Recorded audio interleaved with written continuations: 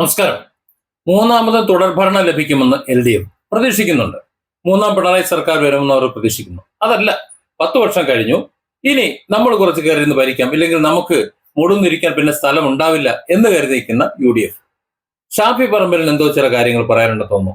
അത് കേൾക്കാം. കുറച്ച് കാര്യം അതിനുശേഷം സംസാരിക്കാനുണ്ട്. ഞങ്ങൾക്കിപ്പോ ഒരു പ്രശ്നം കൂടി ഉണ്ട്, അതും കൂടെ പറയാലോ. ഇപ്പൊ ഞങ്ങൾ ജയിക്കാൻ പോവാണെന്നുള്ളൊരു തോന്നൽ എല്ലാവർക്കും ഉണ്ട്.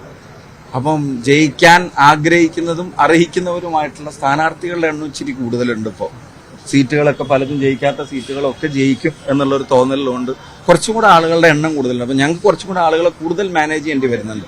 അപ്പുറത്ത് അത്രയും പ്രശ്നം ഇല്ലാഞ്ഞിട്ട് പോലും ഈ പറയുന്ന പ്രഗത്ഭരും പ്രധാനപ്പെട്ടവരായിട്ടുള്ള ആളുകളൊക്കെ തിരിയാണ്. ഓക്കെ, അദ്ദേഹത്തിന്റെ കൈ വേനിക്കുന്നു അത് കുഴപ്പമില്ല. അതായത് ഭരണം ഉറപ്പിച്ചു, ഷാഫി പറമ്പിൽ ഭരണം ഉറപ്പിച്ചു. ഓക്കെ, അതേ ഇപ്പൊ കിട്ടി എന്ന് തന്നെയാണ് പറയുന്നത്. പക്ഷെ ഞാൻ പറയുന്നത്, എന്റെ ഒരു കാഴ്ചപ്പാട്, UDF ഇത്തവണ ഭരണം കിട്ടില്ല എന്ന് തന്നെയാണ്. LDF ഇവിടെ ഭരിക്കും, മൂന്നാം പിണറായി സർക്കാർ ഇവിടെ ഭരിക്കും. അത് തന്നെയാണ് എനിക്ക് തോന്നുന്നത്. എന്റെ ഒരു തോന്നലാണ് കേട്ടോ, ചിലപ്പോൾ ഒരു പക്ഷെ മാറിയേക്കാം. എന്റെ ഒരു കാഴ്ചപ്പാട് അത് 2 കാരണങ്ങൾ കൊണ്ടാണ്. ഒന്ന്, കഴിഞ്ഞ 10 വർഷം ഇവിടെ പിണറായി സർക്കാർ ഭരിച്ചത് എങ്ങനെ എന്നുള്ളത് ഒന്ന്. അതിൽ നെഗറ്റീവ് പോസിറ്റീവ് ഉണ്ട്, നമുക്ക് 2 സംസാരിക്കാം. 2, പ്രതിപക്ഷത്ത് ഈ 2 സർക്കാരിന്റെ കാലത്തും, 2 പിണറായി സർക്കാരിന്റെ കാലത്തും പ്രതിപക്ഷത്തിരുന്നത് VD സതീശനും ടീമും ആണല്ലോ, UDF ആണല്ലോ, അല്ലേ? UDF പ്രതിപക്ഷത്ത് എങ്ങനെയായിരുന്നു, ഇപ്പോ അവരുടെ സംഘടന ശക്തി എങ്ങനെയാണ്, അവരുടെ ഐക്യം എങ്ങനെയാണ്, ഈ കാര്യങ്ങൾ കൂടി ഒന്ന് പരിശോധിക്കണ്ടേ. 2 പിണറായി സർക്കാരിന്റെ ഭരണക്കോട്ടം എന്ന് പറഞ്ഞാൽ ജനങ്ങൾ നാറാണക്കല്ലിളകി നിൽക്കുന്ന ഈ സന്ദർഭത്തിലും മൂന്നാമതും LDFന്റെ കൊട്ടയിലേക്ക് ഭരണം വെച്ചു കൊടുക്കാൻ UDF എങ്ങനെയാണ് പ്രവർത്തിക്കുന്നത് എന്നതിന് ഒരുപാട് തെളിവുകളുണ്ട്. ഒന്ന്, അവർ തമ്മിൽ ഐക്യമില്ല എന്നത് തന്നെയാണ്. അത് K സുധാകരനും ഇപ്പുറത്ത് VD സതീശനുമായാലും രാഹുൽ മാങ്കൂട്ടത്തിനെ പുറങ്കാലിനടിച്ചതായാലും ബാക്കിയുള്ളവർ അറിയാലോ, യൂത്ത് മുതൽ മേലോട്ട് തമ്മിലൊരു ഐക്യതയില്ല. പരസ്പരം പാരയാണ്. ആര് വേണം, ആര് വേണ്ട, ആര് വെട്ടണം, ആരെ ചവിട്ടണം എന്നാണ് ചിന്ത. ഒരുമിച്ച് നിന്നുകൊണ്ട് ഈ ഭരണം തിരിച്ചു പിടിക്കണമെന്നും അതിൽ നല്ലൊരു ഭരണം കാഴ്ചവെച്ചുകൊണ്ട് പിണറായി സർക്കാർ തുടർ ഭരണം ഇവിടെ സാധ്യമാണെന്ന് തെളിയിച്ചതാണല്ലോ. മറ്റേത് 5 വർഷം കൂടുമ്പോൾ അങ്ങോട്ടും ഇങ്ങോട്ടും ചാടി കളിച്ചുകൊണ്ടിരുന്നതാ. അതല്ല, ഇവിടെ തുടർ ഭരണം കിട്ടും എന്ന് LDF തെളിയിച്ചതാണ്. ആ അവസരം തങ്ങൾക്കും ഉണ്ട് എന്ന് മനസ്സിലാക്കിക്കൊണ്ട് നല്ലൊരു ഭരണം കാഴ്ചവെക്കാൻ പ്രതിപക്ഷത്ത് പിണറായി വിജയനാകുമ്പോൾ നല്ലൊരു ഭരണം UDFന് കാഴ്ചവെക്കാൻ പറ്റും. കാര്യം മൂക്കൊക്കെ കൊണ്ട് ഇറ വരപ്പിച്ചുകൊണ്ടേ അവരിയ്ക്കുള്ളൂ. സമരവും അത് ഇതും ബഹളമായിട്ട് ആകെ ജഗപൊകയായിരിക്കും. ഏതായാലും നല്ലൊരു UDFന്റെ ഭരണം കാഴ്ചവെക്കാൻ പറ്റും. അങ്ങനെ തുടർ ഭരണം ഇങ്ങനെ കിട്ടാം എന്നൊക്കെ ആഗ്രഹിക്കുന്നുണ്ട്. പക്ഷേ ഈ തമ്മിലുള്ള അടി, ഈ കുതികാൽ വെട്ട്, കൂടെ ഉള്ളവനെ ചവിട്ട്, പിന്നെ യാതൊരു ബോധവും പൊക്കണവും ഇല്ലാത്ത ഡയലോഗുകൾ, ഇതെല്ലാം ജനങ്ങൾ നോക്കിക്കൊണ്ടിരിക്കുന്നുണ്ട്. അതായത് ജനങ്ങൾക്ക് ഭരണമാറ്റം ആഗ്രഹിക്കുന്നുണ്ട്, കാര്യം ശരി. പക്ഷേ വറചട്ടിയിൽ നിന്ന് എരുതിയിലേക്ക് പോകാൻ ഞങ്ങൾക്ക് തൽക്കാലം താല്പര്യമില്ല, ഞങ്ങൾ തൽക്കാലം ഈ വറചട്ടിയിൽ കിടന്നോളാം, തീയിലേക്ക് പോണ്ട എന്ന് കേരളത്തിലെ ജനത തീരുമാനിക്കുമെന്നാണ് എനിക്ക് തോന്നുന്നത്. അതിന്റെ മറ്റൊരു കാരണം LDF സർക്കാർ തന്നെയാണ്. അവർ സാധാരണ ജനങ്ങളുടെ കൂട്ടത്തിൽ നിൽക്കുമ്പോൾ 100% പരാജയപ്പെട്ട ഒരു സർക്കാർ തന്നെയാണ്. സംശയമൊന്നുമില്ല. കൊള്ള എല്ലാം ഉണ്ട്. സ്വജനപക്ഷപാതം, പിൻവാതിൽ നിയമനം, ഈ പറഞ്ഞില്ലേ ഒരുപാട് പദ്ധതികൾ, അല്ലെങ്കിൽ ജനങ്ങളുടെ പണം തന്നെ കൊള്ളയടിക്കുന്ന പരിപാടി. വയനാട് മുതൽ ഇങ്ങോട്ട് എടുത്താൽ മതി. വയനാട്ടിൽ 250-300 കോടി രൂപയുടെ പദ്ധതി നടപ്പിലാക്കി, അടിപൊളി പദ്ധതി തന്നെയാണ്, സംശയമൊന്നുമില്ല. പക്ഷെ ആ പദ്ധതി നടപ്പിലാക്കാൻ ആവശ്യമായ പണം ജനങ്ങൾ കൊടുത്തതാണ്. ജനങ്ങൾ കൊടുത്ത ആ പണത്തിൽ നിന്ന് 500 കോടി എങ്ങോട്ട് പോയി എന്ന് ചോദിക്കുമ്പോൾ താഴെ കമന്റ് ഓളികൾ എന്ന് പറയുന്നത് നിങ്ങൾ വിവരാവകാശം കൊടുക്കുമെന്നാണ്.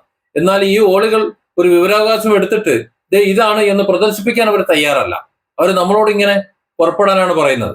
ഏതായാലും ആ കണക്ക് ഒന്ന് പുറത്തു വിടേണ്ടതാണ്. അത് വിടുന്നില്ല. കൊള്ളയുണ്ട്, എല്ലാ ഭാഗത്തും കൊള്ളയുണ്ട്. അത് എല്ലാ നിർമ്മാണ മേഖലയിലും കൊള്ളയുണ്ട്. നേതാക്കന്മാരെല്ലാം കോടീശ്വരന്മാരെ മാറിയിരിക്കുന്നു. കുന്നത്തൂര് മണ്ഡലത്തിലെ ഒരു MLA കാര്യം നമ്മൾ നേരത്തെ പറഞ്ഞിരുന്നല്ലോ. അദ്ദേഹത്തിന്റെ ഒരു തെരഞ്ഞെടുപ്പിന്റെ സമയത്ത് എത്ര രൂപയാണ് അദ്ദേഹത്തിന്റെ ബാക്കി എമൗണ്ട് ഉള്ളത് എന്ന് സത്യവാങ്മൂലം കൊടുക്കുമല്ലോ, തെരഞ്ഞെടുപ്പിന് കൊടുക്കുമല്ലോ. അത് പിറ്റേ തെരഞ്ഞെടുപ്പിൽ കൊടുക്കുമ്പോൾ എത്രയാണ് എന്ന് അദ്ദേഹം പറഞ്ഞത് വെളിപ്പെടുത്തിയത് ചാനലിൽ എല്ലാവരും കേട്ടതാണ്. ഇതൊക്കെ എവിടുന്നാ വരുന്ന ഈ പണം? ഇവരൊക്കെ ഈ സാധാരണക്കാരന്റെ വിയർപ്പിന്റെ വില അറിഞ്ഞുകൊണ്ട് അവർക്ക് വേണ്ടി പണിയെടുത്തുകൊണ്ട് നിൽക്കുന്ന ഈ നേതാക്കന്മാർക്ക് കോടികൾ അവരുടെ ബാങ്ക് അക്കൗണ്ടിലേക്ക് എങ്ങനെ വരുന്നത്? എങ്ങനെയാണ് ജനങ്ങൾക്ക് വേണ്ടി പ്രവർത്തിക്കുന്ന ഇവർ ജനങ്ങൾക്ക് വേണ്ടി ഒരു പരിപാടി ഉണ്ടാക്കി വെച്ചിട്ട് അത് നവകേരള സദസ് എന്ന് പേരുമിട്ട് നവകേരള ധൂർത്ത് നടത്തിയിട്ട് ഒരൊറ്റ മനുഷ്യനെ പോലും കാണാതെ പോയി വല്ല പൗരപ്രമുഖരോ പിന്നെന്താണ് അങ്ങനെ ആരുടെയൊക്കെ പോയി അവരുടെ നിന്ന് കോടികളും വാങ്ങി, കോടികളും മുടങ്ങി, പിന്നെ നല്ലവണ്ണം വെട്ടി വിഴുങ്ങി അവിടെ നിന്ന് പോയതല്ലാണ്ട് എന്താ കാര്യമുള്ളത്? ഇതൊക്കെയല്ലേ സാധാരണക്കാരെ ജനങ്ങളെ സംബന്ധിച്ചിടത്തോളം. പക്ഷെ എന്നിട്ടും എന്തുകൊണ്ടാണ് ജനങ്ങൾ വോട്ട് തരുമെന്ന് പറഞ്ഞാൽ രണ്ട് കാര്യമാണ്. ഒന്ന്, സഖാക്കളുടെ വോട്ട് എങ്ങോട്ടും പോകില്ല, അത് കുറ്റിയുറപ്പുള്ള വോട്ടാ. ഈ കോൺഗ്രസ്സുകാരെ പോലെ അങ്ങോട്ടും ഇങ്ങോട്ട് ചാടിക്കളിക്കുന്ന പരിപാടി എങ്ങനെയൊക്കെ തമ്മിലടിച്ചാലും LDF ഇല്ല. ഇപ്പോ ടീച്ചറെ വെട്ടി നിർത്താനായിട്ട് കൊണ്ടുവന്ന് നിർത്തിയേക്കുന്ന സ്ഥലം നമുക്കറിയാം. ഇനി അടുത്തൊരു വനിതാ മുഖ്യമന്ത്രിയാകാനുള്ള സ്ഥാനം ഉണ്ട്, ഒരു സാഹചര്യം ഉണ്ട്. അത് ഒരിക്കലും ഇനി ഉണ്ടാവാൻ പാടില്ല. പിണറായിക്ക് മൂന്നാമത് മുഖ്യമന്ത്രി ആകണം. അതുകൊണ്ട് ശൈലജ ടീച്ചർ തൽക്കാലം പെരയിലിരിക്കട്ടെ, അതിനുള്ള മാർഗം അവിടെ വണ്ടിയോടെ ഒപ്പിച്ചു വെച്ചിട്ടുണ്ട്. പിന്നെ ഷംസീർ തൽക്കാലം മരുമോനെ കയറ്റി വെക്കാം. ഇനിയിപ്പോ ഷംസീറും പെരയിലിരിക്കട്ടെ. അതായത് കഴിവും പ്രാപ്തിയുള്ള കുറച്ച് യുവാക്കളുണ്ട്, അവരൊക്കെ പുറത്തേക്ക് ഇരിക്കട്ടെ എന്ന് കരുതാണ്. അത് വന്നവരായാലും പോയവരായാലും അവരൊക്കെ അവിടെ ഇരിക്കട്ടെ. ഞാനും എന്റെ കൊണ്ടാട്ടിയും 4 തട്ടാന്മാരും എന്നുള്ള പിണറായിന്റെ ആ ഒരു നയം തന്നെയാണ് ഇവിടെ നടപ്പിലാക്കിയിട്ടുള്ളത്. പക്ഷേ എന്നിട്ടും അവർ ഒരുമിച്ചാണ് നിൽക്കുന്നത്. അവർ പൊട്ടിത്തെറിയോ മറ്റു കാര്യങ്ങൾ ഉണ്ട് എന്ന് പറഞ്ഞാലും തെരഞ്ഞെടുപ്പ് ബാലറ്റ് പേപ്പർ മുന്നിൽ വരുമ്പോ ഒരു പൊട്ടിത്തെറിയും അവർ തമ്മിൽ ഉണ്ടാവില്ല. ഇതൊക്കെ അംഗീകരിച്ചുകൊണ്ട് അവർ വോട്ട് ചെയ്യും. ആ വോട്ടുകൾ എങ്ങോട്ടും പോകാൻ പോകുന്നില്ല. പിന്നെ അക്കച്ചക്ക വോട്ടുകളാണ്. ആ അക്കച്ചക്ക വോട്ടുകൾ കുറച്ചൊക്കെ അവർ പിടിക്കും, കുറച്ച് കച്ചവടം ചെയ്യും, അങ്ങോട്ടും ഇങ്ങോട്ടും കച്ചവടം ചെയ്തുകൊണ്ട് ഒരു പക്ഷേ BJPയും ഈ പറയുന്ന LDFും കൂടെ കച്ചവടം ചെയ്തുകൊണ്ട് അവർ വോട്ട് അങ്ങോട്ടും ഇങ്ങോട്ടും തിരിമറി ചെയ്തിട്ടുണ്ട്. എങ്ങനെയെങ്കിലും ജയിച്ച് ഇരിക്കാനുള്ള സീറ്റ് അവർ ഉണ്ടാക്കിയെടുക്കും. മൂന്നാം പിണറായി സർക്കാർ തന്നെ വരും, ഒരു സംശയം വേണ്ട കാര്യത്തിൽ. ഇനി അതിനുള്ള ഒരു കാരണം എടുത്തു കാണിക്കാൻ പറ്റിയ വികസന പ്രവർത്തനങ്ങളാണ്. ജനങ്ങൾ എങ്ങനെ നരകത്തിലായാലും എത്ര തന്നെ കടക്കണിയിലായാലും അവരുടെ എത്ര കോടി പുട്ടടിച്ചു എന്ന് പറഞ്ഞു കഴിഞ്ഞാലും ഇവിടെ കുറച്ച് വികസനങ്ങൾ നടന്നിട്ടുണ്ട്. അതില്ലെന്ന് പറയാൻ പറ്റുമോ? നല്ല വികസനം നടന്നിട്ടുണ്ട്, ചെറിയ വികസനമൊന്നുമല്ല.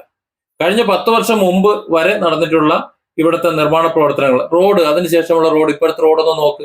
എങ്ങോട്ടെങ്കിലും പോകാൻ പറ്റാത്ത റോഡുകളുടെ സ്ഥാനത്ത് നല്ല ബിറ്റുമൻ വിരിച്ച നല്ല അടിപൊളി റോഡുകളാണ് ഇപ്പോൾ ഉള്ളത്. ആ മലയോര ഹൈവേ ആയിക്കോട്ടെ. ഇപ്പോ NH 66 വേണ്ടി പണിയെടുക്കാൻ വേണ്ടി ഇപ്പൊ റീൽസിന് വേണ്ടിയിട്ട് നമ്മൾ മരുമോനെ കുത്തുന്നുണ്ടെങ്കിലും ഈ സ്ഥലം എടുത്തു കൊടുക്കുന്നതിന് ഇവിടുത്തെ LDF സർക്കാർ നിർണായകമായിട്ടുള്ള പങ്ക് വഹിച്ചിട്ടുണ്ട്, അല്ലേ? ആ സംഗതിക്ക് ശരി തന്നെ. ഈ NH 66 അവർക്ക് പങ്കുണ്ട്. അതില് നിർമ്മാണത്തിൽ ഒരുപാട് അപാകതകളുണ്ട്, ഭാവിയിൽ ഒരുപാട് അപകടങ്ങൾ വരാനുണ്ട്, ദുരന്തങ്ങൾ വരാനുണ്ട്, സംഗതിയൊക്കെ ശരി. പക്ഷെ ആ ഒരു പദ്ധതി കൊണ്ടുവരാൻ വേണ്ടിയിട്ട് അവർ പണിയെടുത്തിട്ടുണ്ട്. അതുപോലെ വാട്ടർ മെട്രോ, മറ്റ് പാലങ്ങള്, റോഡുകള്, കുറെ ആൾക്കാരുടെ ചിരകാല സ്വപ്നം ഒരു ജങ്കാറില്ലെങ്കിൽ വെള്ളം ഒന്ന് പെരുകി കഴിഞ്ഞാൽ പുറംലോകമായിട്ട് ബന്ധപ്പെടാൻ കഴിയാതെ പോയ ലക്ഷക്കണക്കിന് ആൾക്കാർ, അവർക്ക് സ്വസ്ഥമായി നടന്ന് മറുകര പോയി എന്തെങ്കിലും ചെയ്യാൻ പറ്റുന്ന രീതിയിലുള്ള സാഹചര്യങ്ങൾ ഒരുക്കിയിട്ടുള്ള ഒരു സർക്കാർ. പാലങ്ങൾ ഒരുപാട്, റോഡുകൾ ഒരുപാട്, അതൊക്കെ ചെയ്ത ഒരു സർക്കാർ തന്നെയാണിത്. അതായത് വികസന പ്രവർത്തനങ്ങൾ, നാടിന്റെ അടിസ്ഥാന വികസന പ്രവർത്തനങ്ങൾ പിണറായി സർക്കാർ നല്ലോണം ചെയ്തിട്ടുണ്ട്. അതുകൊണ്ട് ഈ ഇടതിന്റെയും വലതിന്റെയും കഴിഞ്ഞ 10 വർഷത്തെ അവരുടെ ഒരു സ്റ്റാൻഡ് ഒന്ന് പരിശോധിച്ചാൽ, അതായത് പ്രതിപക്ഷം എന്ന നിലയിൽ ഇവിടെ UDF എന്ത് ചെയ്തു, ഭരണപക്ഷം എന്ന നിലയിൽ ഇവിടെ LDF എന്ത് ചെയ്തു.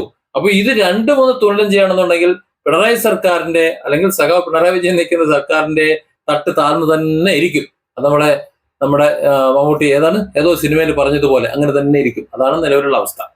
പ്രതിപക്ഷം അമ്പയെ പരാജയമാണ്. അതായത് ഇവിടെ സാധാരണക്കാരായ ജനങ്ങൾ കടക്കണിയിൽപ്പെട്ടിട്ടുണ്ടെങ്കിൽ, ഇവിടെ സാധാരണക്കാരായ ജനങ്ങളുടെ ജീവിതം ദുരന്തപൂർവ്വമായിട്ടുണ്ടെങ്കിൽ, തൊഴിൽ അവർക്ക് കിട്ടാതെ വരുന്നുണ്ടെങ്കിൽ, പിൻവാതിൽ നിയമനങ്ങൾ നടന്നിട്ടുണ്ടെങ്കിൽ, അത്തരത്തിലുള്ള എന്തെങ്കിലും നടന്നുകൊണ്ട് ഈ സർക്കാർ കഴിഞ്ഞ 10 വർഷം കൊണ്ട് അമ്പയെ പരാജയപ്പെട്ടിട്ടുണ്ടെങ്കിൽ അതിനർത്ഥം ഇവിടെ ഒരു ഉറങ്ങുന്ന ഒരു പ്രതിപക്ഷമായി പോയി, 10 പൈസയ്ക്ക് ഇല്ലാത്ത ഒരു പ്രതിപക്ഷമായി പോയി ഇവിടെ എന്നാണ്.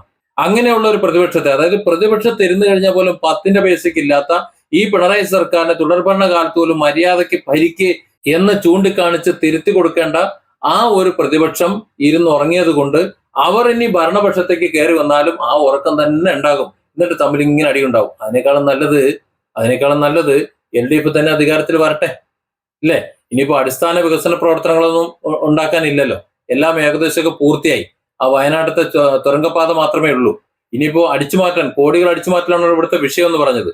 ഇനി എന്തെങ്കിലും ദുരന്തങ്ങൾ വന്നാൽ മാത്രമേ LDFന് പണം അടിച്ചു മാറ്റാൻ മാർഗമുള്ളൂ.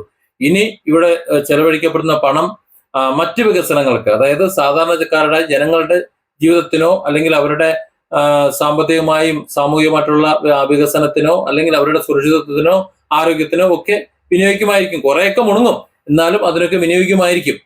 അതിനൊക്കെയുള്ള ഒരു അവസരമുണ്ട്. അതുകൊണ്ട് മൂന്നാം സർക്കാർ LDF സർക്കാർ തന്നെ വരട്ടെ. അതാണ് ഞാൻ ആഗ്രഹിക്കുന്നത്. അതാണ് ഇനി LDF വന്നാൽ മതി. പിന്നെ കുറച്ച് സീറ്റ് ആ BJPക്ക് ഒന്ന് കിട്ടണം. കുറച്ച് ആ BJPക്ക് കിട്ടിയില്ല എന്നുണ്ടെങ്കിൽ UDFന് ഇനിയും നേരം എടുക്കൂല. അതുകൊണ്ടാണ്. അപ്പൊ ഷാഫി പറമ്പിൽ ഈ പറഞ്ഞതൊക്കെ കാര്യമൊക്കെ ശരി തന്നെയാണ്. പക്ഷെ തെരഞ്ഞെടുപ്പ് റിസൾട്ട് വരുമ്പോൾ LDFന്റെ കൊട്ടയില് വോട്ടുകൾ മറിയുമെന്നും അവർ തന്നെ, അതായത് മൂന്നാം പിണറായി സർക്കാർ തന്നെ വരുമെന്നും ജനം പ്രതീക്ഷിക്കുന്നു. അത് തന്നെയാണ് സംഭവിക്കാൻ പോണത്. Different angles. Don't forget to subscribe and support this channel.